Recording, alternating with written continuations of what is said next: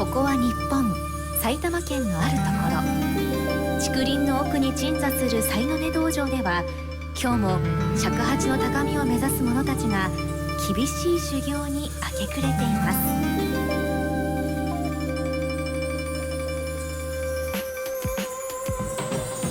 帯渚上永大輔登山流尺八師範への道。皆さんこんにちは。フリーアナウンサーの帯渚です。マスター鷹山です。はい、前回ドレミファソラシドの吹き方について、指の動かし方について確認をしましたが、ドレミファソラシミとシをやったわけなんですけれども、実はこの音だけでは師範を目指すための初伝の曲もできないんですね。さらにちょっと尺八で出すのが難しい音にチャレンジしていかないと尺八の曲に入っていくことができないんですが、その前にですね、じゃあなんでその尺八の音楽なのにそんなに難しい音を出さなきゃいけないのかっていう、ちょっとそこをねまず説明を今回したいなと思って、知識編ということでいきたいと思います。今日のテーマはこちらです。日本の音階を知るべし。はい、ということで壮大ですね。はい、ちょっと今日は壮大な話になります。最近知ったんですけれど、おびちゃん文学部史学科。そうです。立教大学文学部史学科。そうなんですね。どんな歴史をやってたんですか？日本史、世界史、超域文化学専修っていうのがあって、私は超域文化学専修だったんですけど、歴史のあるものだったら何でもいいよっていう。当時サッカーのマネージャーやってたので、J リーグのチームから見る地域性っていうのを、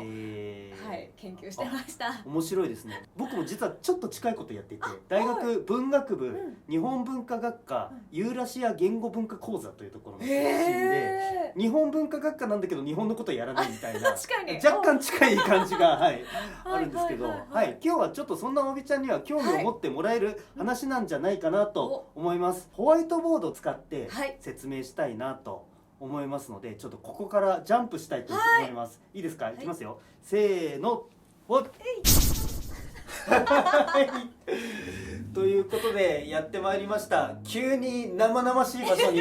来たんですけれども、ここは埼玉県大宮にあります賽の根こと尺八教室にやってまいりました。今日はこのホワイトボードを使って説明をしていきたいなと思うんですが、これまでやってきたローツレチハという尺八の5つの穴の音ですね。これはドレミに当てはめるとレファソラドという、一尺八寸というこの長さで吹いた場合はこの音になって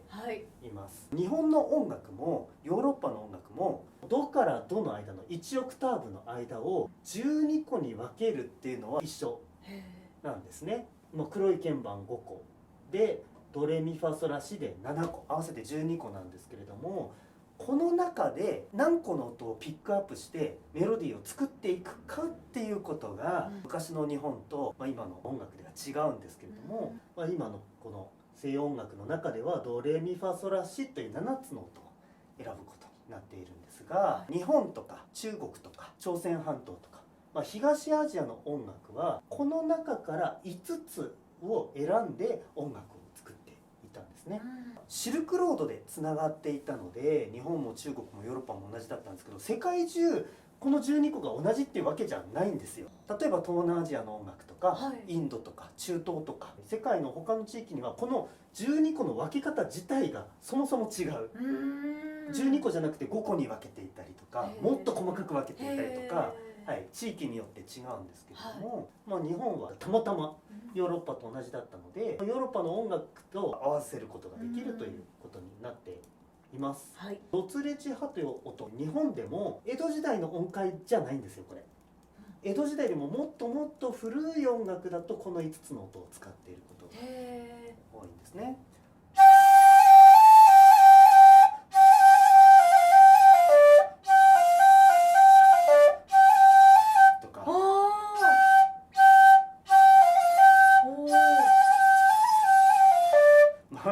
それは全部ロツレチハ。そうなんです。ロツレチハでわらべ歌とか、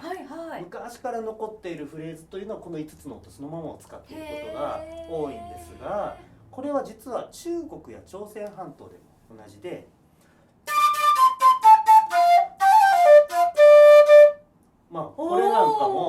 ツレチアレファソラドの5つしか使っていません。あとは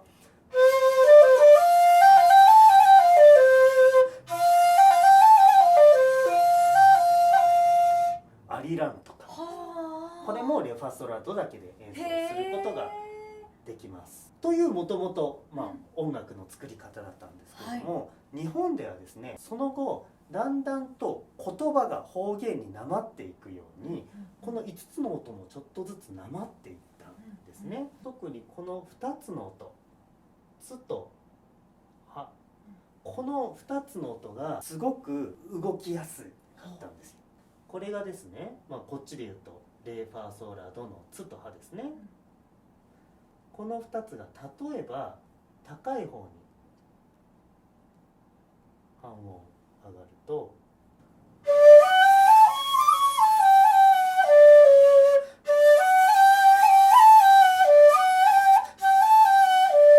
という沖縄の琉球音階に、なります。沖縄ではこの2つが高い方に明るい方に変わっていたんですけれども、日本のその大和の方、本州の方ではですね、ファとドが、ツとハがだんだんと低い方に下がっていきました。これが半分下がって、半分下がるとミとシですね。ハのメリとツのメリ、こっちに書きましょう。ちなみにさっき半音上がった方がこうですね。半分下がると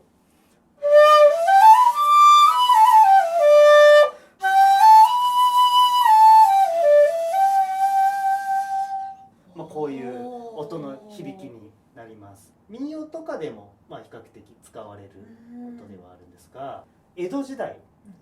の中でも京都とかその都会の方だと、この音がさらに下がって暗い方がいいというふうになってきました。フラット、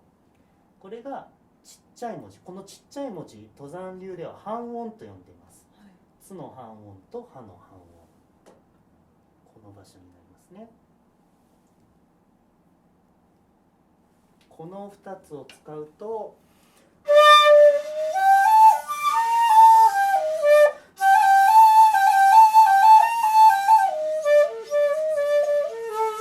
という、こういう音階を都節音階と言いまして、これが江戸時代に流行っていく音楽の音階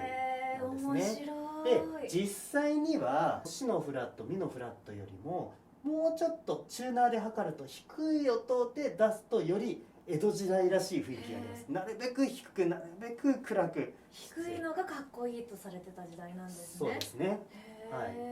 初電や中電の曲をやっていくためには、つの半音とはの半音が出せるようにならないといけないですね。前回このつのメリとはのメリはドレミファソラシドでやったんですけれども、今度はこのシのフラットとミのフラットが出せないといけない。これを出すのがちょっと出し方が大変なんで次回やっていくんですが、そもそもでなんで江戸時代の曲吹きにくい作りになっているのか、もうこの場所に穴開ければいいじゃないですか。最初のこのロツレチハという元々の音階のまま残っているんですね。これはちょっと尺八の歴史的ないきさつも関わってくるので、それもまた時間がある時にまた説明、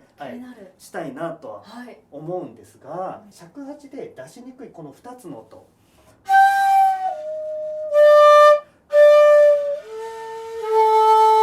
これってどうしても出しにくいから音量も小さくなっちゃうんですよ。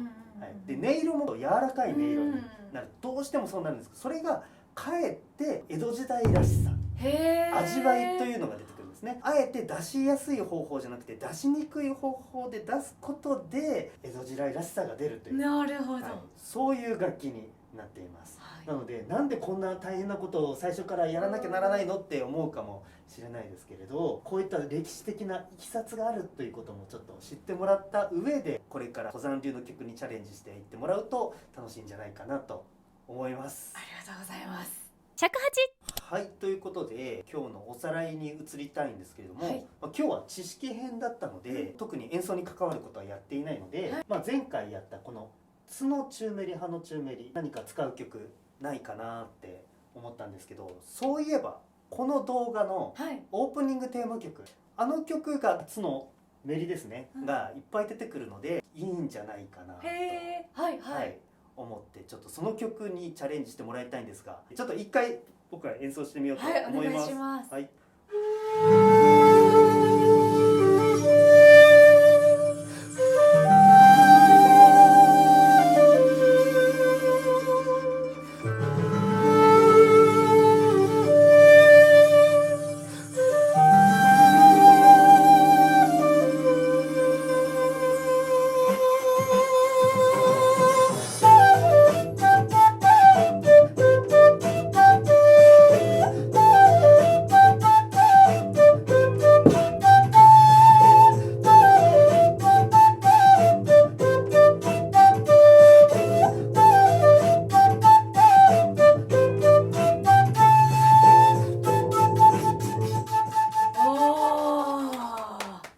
はい、この曲好きです。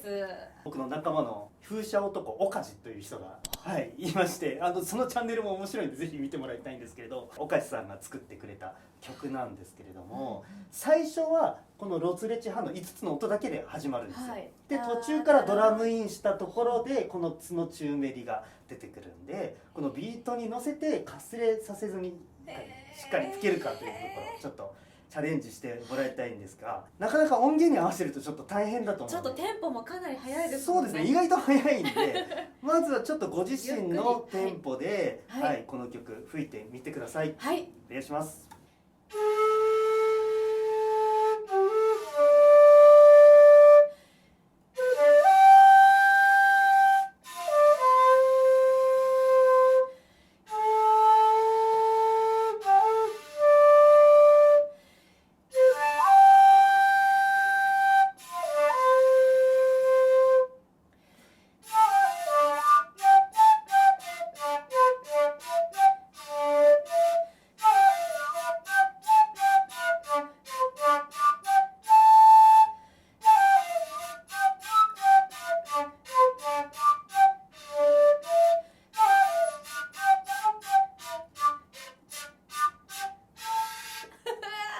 はい難しい